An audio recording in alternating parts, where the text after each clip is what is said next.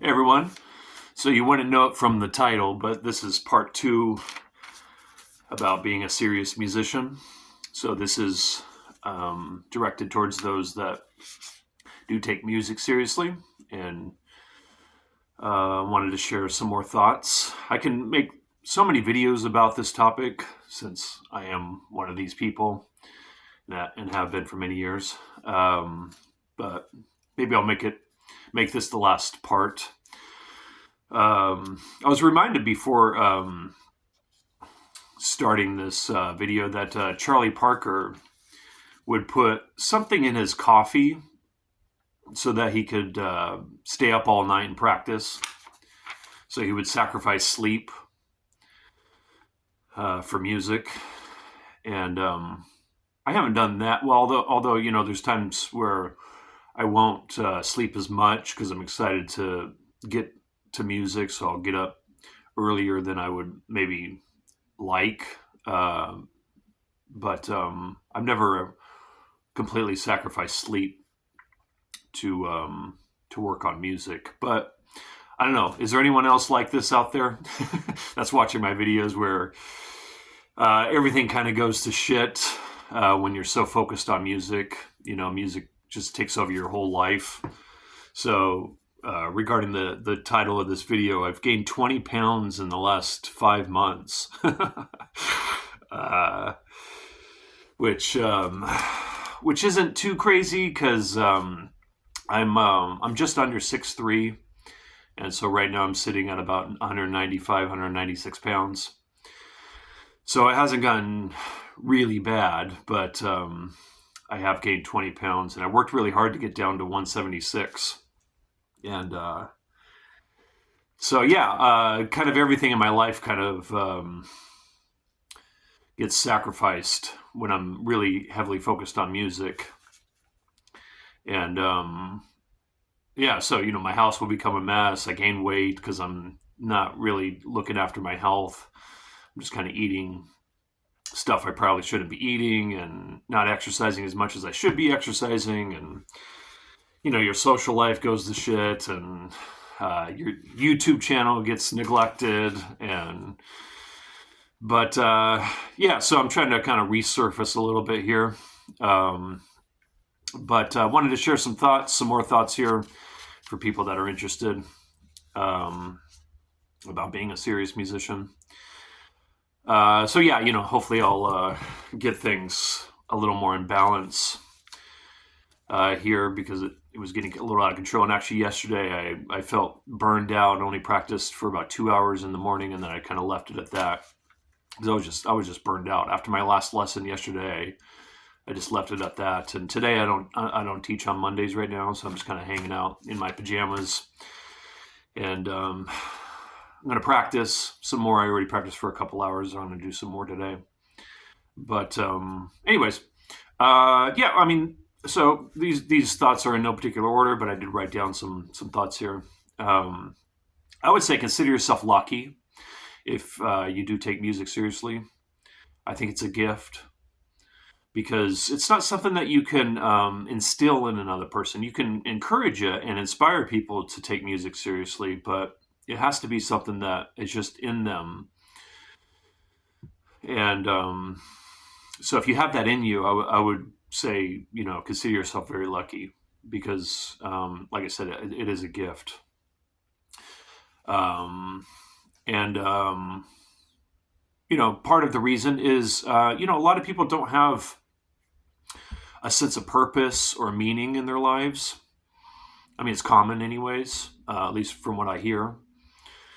And music gives you such a deep sense of purpose and meaning. When you take it seriously, man, it just fulfills those huge aspects of our existence. And it just kind of really fills those holes. So that's why, you'll kind of sacrifice everything else to do it, a lot of people around you won't inspire you to be a serious musician. So you really have to get inspiration from within and from musicians that you admire, either through listening to their music or watching interviews with them or watching performances of them. Um, Maybe reading books by them. Yeah, so just kind of getting inspiration from the greats.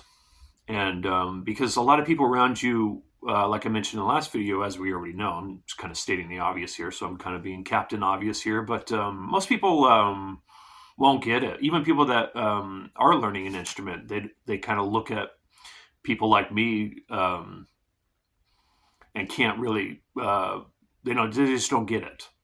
Like why are you so devoted to music? And yeah, it's like that's another thing that you can't really instill in another person is getting people to get it. So, anyways, yeah, it can be difficult to stay inspired, sometimes, and even someone like myself that's pretty inspired to do music at times can feel a little deterred because the people around you just aren't that into it. They just don't take it seriously. Which to me, I mean, that it just seems odd, like for all those reasons I stated and some of these reasons that I'm stating here, the reasons I stated in the previous video, it's like, why wouldn't you take music seriously? It's freaking amazing, right?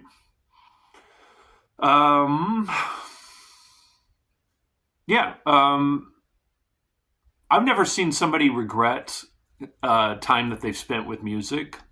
I've never seen an example of this where they're like, man, I really wish I didn't practice for the last hour, or man, I really wish I didn't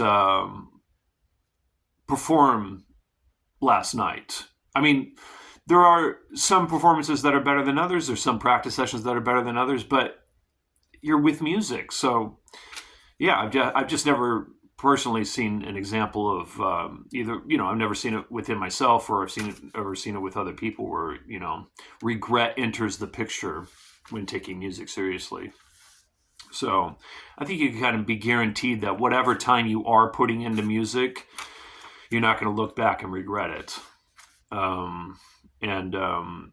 We all have regrets in our lives, and I don't regret 1 second that I've spent with music.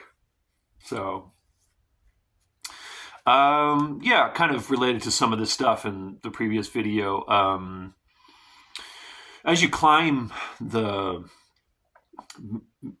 musical ivory tower, as you kind of get to the top of the ivory tower or near the top, if there even is a top at the, in the musical ivory tower, it's pretty lonely. It can be. It's a beautiful view up there from the top of the ivory tower, but kind of lonely. So many great musicians have died penniless. So many musicians have been pretty isolated because their ideas and what they're doing with music, so many people just can't hear it and get it from a listener standpoint.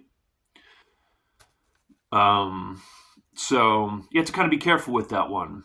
You want to be really careful with that because you don't want to. I mean, there's a lot of wise people that live in solitude kind of exclusively, live in isolation exclusively. So it's not necessarily a bad thing, but I think it could be healthy to just be careful with that one and not become too isolated. Which is kind of connected to being a tortured artist, which in one way to kind of look at it, I mean, it's kind of badass, right? To be a tortured artist. At least artists kind of get that, the brooding, the dark, tortured artist that's sacrificing everything to do the art. I mean, that's pretty badass, actually. Because how many people do that, and that's where the art can really thrive, is in that kind of mental